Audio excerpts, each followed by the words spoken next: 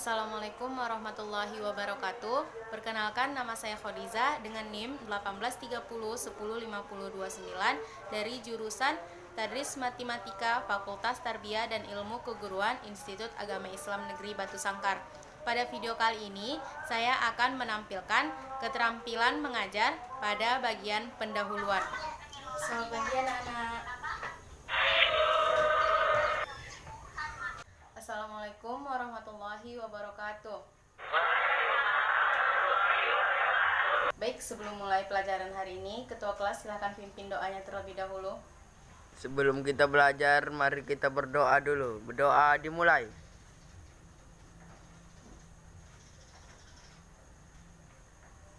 Doa selesai. Amin ya rabbal alamin. Sebelumnya Ibu mau semuanya perhatikan di sekitarnya apabila ada sampah atau hal-hal yang mengganggu pelajaran kita nantinya, harap disingkirkan terlebih dahulu ya. Mejanya juga harap dirapikan agar kita nyaman untuk mengikuti pembelajaran hari ini. Baik, sudah rapi semuanya? Baik. Anak-anak Ibu sudah sarapan semua kan? Sudah, Bu. Alhamdulillah sudah. Jadi Ibu harap karena semuanya sudah sarapan, jangan ada yang mengantuk saat pelajaran nanti, insya Allah ya. Baik, hari ini kita akan belajar apa? Matematika. Udah pada siap semua belajar matematika? Siap, bagus. Masih ada yang belum siap belajar matematika? Atau masih ada yang belum menyukai matematika? Ada? Kenapa tidak suka matematika? Karena terlalu banyak angka, Bu. Baik, karena terlalu banyak angka, jadi susah nyelesain soal-soalnya. Iya. Ada lagi? Hampir sama semua ya? Setuju sama temannya? Alasan tidak suka matematika karena terlalu banyak angka, susah menyelesaikan soal-soalnya. Baik, pasti ada beberapa di antara kita yang berpikir, Bu, kenapa kita harus belajar matematika? Padahal matematika itu tidak semuanya bisa kita jumpai di kehidupan nyata. Benar, memang tidak semua matematika itu bisa kita jumpai di kehidupan nyata. Seperti misal kita pergi ke kantin, kita ingin membeli jajanan, atau misalkan kita ingin membeli bakso. Kan nggak mungkin kita bilang sama ibu kantinnya, Bu, saya ingin membeli bakso senilai X, di mana X adalah hasil dari 3X ditambah 5 sama dengan 2X ditambah 7. Kan nggak mungkin kita bilang seperti itu kan? Bisa ibu kantinnya bingung dan mungkin menganggap kita sedikit aneh seperti itu. Tapi matematika itu tidak seperti itu anak-anak. Matematika itu tidaklah instan, tidak bisa langsung begitu kita pelajari langsung kita dapatkan di kehidupan nyata. Tapi dengan belajar matematika, kita bisa melatih otak kita untuk mampu berpikir kritis, sistematis, dan logis. Contohnya seperti apa? Misal kita menyelesaikan soal cerita. Kita harus mampu berpikir kritis, sistematis, dan logis. Kita harus mengikuti langkah-langkah yang ada. Kalau kita tidak mengikuti langkah-langkah yang ada, apakah kita akan mendapatkan hasilnya? Tentu tidak. Maka dari itu, kalau untuk menyelesaikan soal matematika kan kita harus lihat dulu soalnya, teliti dulu soalnya, lihat apa yang diketahui, cari apa yang ditanya. Setelah mendapatkannya, baru kita bisa menentukan bagaimana cara penyelesaiannya, langkah apa yang harus kita ambil untuk menyelesaikannya. Seperti itu. Jadi untuk mengerjakan matematika itu kita harus step by step, harus ada langkah demi langkah. Dari mengerjakan soal itu kita dilatih untuk berpikir sistematis. Itu juga di kehidupan nyata kita diharuskan untuk berpikir kritis, sistematis, dan logis. Mungkin anak-anak ibu kalau sekarang belum bisa atau belum merasakan gimana sih berpikir kritis, gimana sih berpikir logis. Tapi nanti saat anak-anak ibu sudah menjadi orang besar, sudah menjadi orang yang sukses, itu harus diawali dengan mampu berpikir kritis, sistematis, dan logis. Selain itu apalagi manfaat dari belajar matematika? Ada lagi, dengan belajar matematika kita dilatih untuk memiliki kesabaran dan keyakinan. Gimana sih kok bisa belajar matematika dilatih untuk kesabaran? Ada yang tahu? Ya, silakan. Sabar mengerjakan soal, Bu. Iya, benar. Dengan belajar matematika, kita dilatih bersabar untuk menyelesaikan soal-soalnya. Dan juga kita dilatih untuk memiliki sifat keyakinan. Keyakinan seperti apa? Saat kita dikasih soal-soal yang sulit, kita harus yakin bahwa sesulit apapun soalnya, kita pasti mendapatkan jawabannya kalau kita berusaha. Seperti itu juga di kehidupan nyata.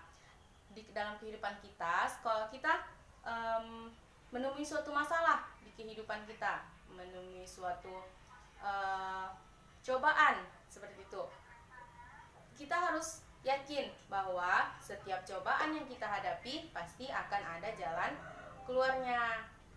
Kuncinya hanya kita perlu bersabar. Terus kalau sabar, apa kita harus bersabar aja menghadapi semuanya? Tentu tidak.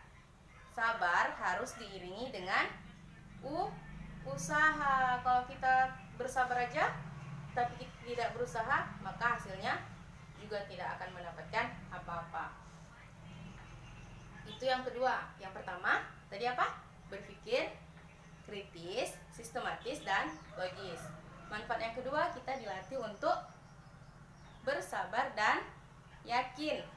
Baik, untuk manfaat yang ketiga, ada yang tahu manfaat kita belajar matematika? Ada yang tahu? Ya, dari mempelajari matematika, kita belajar betapa indahnya kebahagiaan setelah perjuangan. Seperti apa sih indahnya kebahagiaan setelah perjuangan dalam matematika? Misal, saat kita mengerjakan soal-soal yang sulit, yang beberapa teman kita tidak bisa menyelesaikannya karena mereka kurang usaha. Tapi kita berusaha, kita terbentur dengan soalnya, kita ada kendala, tapi kita tetap berusaha untuk menyelesaikannya sampai akhirnya kita mendapatkan jawaban yang tepat. Itu rasanya kebahagiaan yang luar biasa. Ada yang pernah merasakannya? Iya, ada beberapa ya. Bagus. Selanjutnya, itu tadi yang keberapa? Yang ketiga, ya. Yang keempat, dari belajar matematika, kita dilatih untuk bersikap setia. Setia yang seperti apa? Seperti ini. Di matematika itu 1 ditambah 1 sama dengan 2. Bagus. Mungkinkah 1 tambah 1 sama dengan 3? Iya, tidak. Sama seperti kehidupan nyata. Aku tambah kamu sama dengan kita. Jangan sampai ada dia. Ya, kalau sampai ada dia artinya tidak setia. Makanya jangan mau dekat atau pacaran atau apapun. Tidak boleh pacaran ya. Makanya jangan mau sama orang yang tidak mau belajar matematika, karena pasti dia tidak setia. Sekarang sudah tahu kan manfaat dari belajar matematika? Sudah, bagus. Mungkin itu hanya beberapa dari manfaat kita belajar matematika. Masih ada banyak lagi manfaat dari belajar matematika. Anak ibu bisa mencarinya di motivasi-motivasi, kata-kata motivasi untuk matematika. Itu ada banyak sekali. Ibu hanya memaparkan yang segelintirnya saja, sedikit saja. Sampai sejauh ini masih ada yang malas belajar matematika? Tidak ada, alhamdulillah. Semuanya sudah semangat ya. Sudah siap kan mengikuti pelajaran hari ini? Alhamdulillah. Baik, hari ini kita akan belajar tentang pola bilangan. Ada yang bertanya nanti kayak gini, Bu, sebenarnya kenapa sih kita belajar pola bilangan? Apa gunanya kita belajar pola bilangan? Baik, dengan mempelajari pola bilangan ini, Ibu berharap anak-anak Ibu semua dapat menghargai dan menghayati keteraturan yang ada di sekitar kita sebagai karya ciptaan Tuhan. Seperti apa sih? Seperti ini. Coba perhatikan terlebih dahulu. Angkat tangan kanan anak-anak Ibu semua. Ada berapa tangan kanan kita? 1. Bagus. Tangan kiri? Ada 1. Ya. Dalam satu tangan kanan ada berapa jari? Ya, 5. Dalam satu jari ada berapa ruas? 3. Setiap ruas ini diselingi dengan yang namanya buku. Ada berapa buku di satu jari kita? ada 2. Bagus, sekarang coba kita tuliskan di depan. Tadi tangan kanan kita ada 1. Ya, tangan kiri ada 1. Terus apa lagi? Jari kita ada 5. Dalam satu jari ada 3 ruas. Setiap ruas diselingi dengan yang namanya buku. Ada berapa buku? Ada 2. Iya, ada 2. Ini udah merupakan susunan angka. Sekarang coba kita urutkan dari yang terkecil sampai yang terbesar. Dari berapa dulu? Dari 1. Terus 1, 2, 3, 5. Iya, benar. Coba dari urutan angka ini, Ibu mau anak-anak Ibu perhatikan apa hubungan antara angka urutan ketiga dengan 2 angka sebelumnya. Ada yang tahu? Ya, silahkan. Bilangan ketiga adalah hasil tambah dari bilangan pertama dan kedua. Iya, benar. Ada pendapat lain? Tidak ada ya? Sependapat semua sama teman-temannya? Iya, bagus. Jadi, benar ya kata temannya tadi. Angka ketiga merupakan jumlah dari 2 angka sebelumnya. Jika kita perhatikan, ada keteraturan dari susunan angka-angka ini. Keteraturannya ialah angka ketiga merupakan hasil penjumlahan dari 2 angka sebelumnya. Angka keempat penjumlahan dari 2 angka sebelumnya, ya. Dan begitu pula untuk seterusnya. Jika ada angka-angka di belakang lainnya, itu merupakan susunan polanya. Sekarang sampai di sini sudah paham semua? Atau ada yang ingin ditanyakan? Tidak. Alhamdulillah sudah paham semua ya, bagus. Sekarang Ibu mau anak-anak Ibu menentukan pola-pola apa aja yang ada di sekitar kita. Ada yang mau mencontohkan pola yang ada di lingkungan kita? Ya, silakan. Iya, benar. Persegi panjang. Persegi panjang merupakan salah satu contoh pola. Bagus. Ada lagi? Iya, benar sekali.